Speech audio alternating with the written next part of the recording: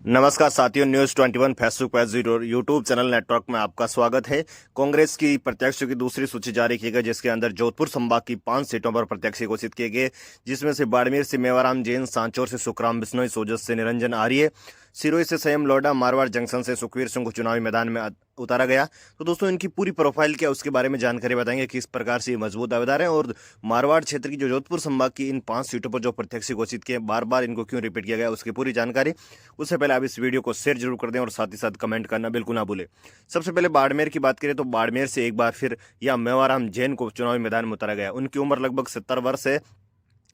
Profile इनकी बात करें तो मेवाराम जैन 3 बार लगातार विधायक चुने गए, लगातार पिछले 3 बार से चुनाव जीत रहे हैं। और जैन पहली बार 2008 में विधायक बने थे और उसके बाद से लगातार 2013-18 में भी यहां से चुनाव जीत गए और सीएम अशोक गहलोत के काफी नजदीकी माने जाते हैं। और इनको टिकट मिलने की प्रमुख यही वजह थी कि बीते 3 चुनाव जीत रहे थे, वहीं बाड़मेर से सबसे मजबूत उम्मीदवार थे, इस वजह से इनको जो है चुनावी टिकट मिला। मेवाराम जैन ने पिछले चुनाव में 97,874 मत प्राप्त किए, वहीं कर्नल सोनाराम चौधरी ने 64,827 मत प्राप्त किए। इस विधानसभा सीट पर इस बार कांग्रेस, बीजेपी और बाढ़ में जो है आरएलपी के मध्य टक्कर देखने को मिल सकती है।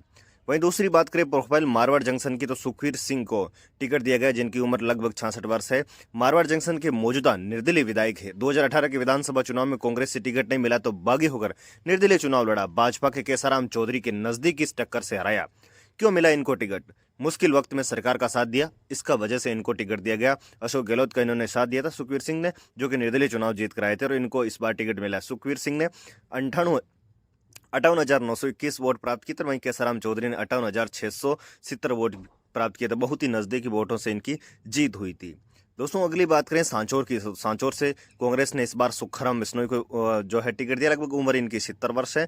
और इनकी प्रोफाइल की बात करें तो लगातार 3 बार विधायक है। 2013 में पहली बार विधायक बने, 2018 में दूसरी बार जीते, पहले वन राज्य मंत्री और फिर श्रम राज्य मंत्री का दर्जा दिया गया। इनकी छवि फील्ड में काम करने वाले नेताओं की रही है और इनको टिकट मिलने की प्रमुख वजह की थी 2 बार से जीत रहे सुखराम बिश्नोई मजबूत दावेदार थे। कांग्रेस के पास दूसरा जीतो चेहरा भी नहीं था, इस वजह से सुखराम बिश्नोई को सांचौर से टिकट दिया गया। सुखराम बिश्नोई जो है 84,689 वोट प्राप्त किए थे। वहीं दानाराम चौधरी 58,771 वोट प्राप्त किए थे और इस बार बीजेपी ने दानाराम चौधरी का वहां से टिकट काट दिया और देवजी पटेल को टिकट दिया। तो दोस्तों, सांचौर की विधानसभा सीट पर सुखराम बिश्नोई जो है बीजेपी और राष्ट्रीय लोकतांत्रिक पार्टी से इनको टक्कर देखने को मिलेगी। सिरोही से बात करें तो सिरोही से संयम लोढ़ा, जिनकी उम्र 58 वर्ष है और तीसरी बार विधायक चुने गए। 1998 में सबसे पहले विधायक बने, 2003 में दूसरी बार जीते, लेकिन 2008 और 13 में चुनाव हार गए। 2018 में बागी होकर निर्दलीय चुनाव लड़े, जीते और मुख्यमंत्री के सलाहकार भी बने। और इनको टिकट मिलने की वजह थी इनमें सबसे ज्यादा उम्मीदवार नहीं था। 1998 से लगातार चुनाव लड़ने से फील्ड में वोटर्स पर काफी पकड़ थी, इस वजह से संयम लोढ़ा को सिरोही से टिकट मिला। संयम लोढ़ा ने पिछले चुनाव में 81,272 मत प्राप्त किए, वहीं ओटाराम देवासी ने 71,019 वोट प्राप्त किए। बात करें सोजत की, तो सोजत से इस बार निरंजन आर्य, जिनकी उम्र 62 वर्ष है, उनको टिकट दिया गया। निरंजन आर्य प्रदेश के मुख्य सचिव भी रहे। मुख्य सचिव पद से 2022 से रिटायर होने के बाद निरंजन आर्य कांग्रेस में सक्रिय हो गए। अशोक गहलोत के नजदीकी हैं, पाली जिले के मूल निवासी है, दलित वर्ग के आते हैं और इनको टिकट मिलने की प्रमुख वजह थी कांग्रेस को इस सीट पर मजबूत उम्मीदवार की तलाश थी जिसकी फेस वैल्यू हो।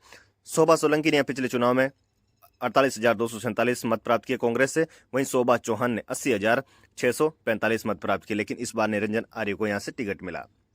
दोस्तों, राजस्थान विधानसभा चुनाव में कांग्रेस की दूसरी सूची जारी हो चुकी है, जहां पर कांग्रेस ने सोच समझकर अपने प्रत्याशी को उतारा। कई ऐसे मंत्री थे जिनके टिकट काटे गए, लेकिन कई ऐसे नए चेहरे थे जिनको भी चुनावी मैदान में उतारा गया। राजस्थान विधानसभा चुनाव में जिस प्रकार की बीजेपी की 2 सूचियां जारी होने के बाद कांग्रेस की भी 2 सूचियां जारी हो चुकी है। अब कांग्रेस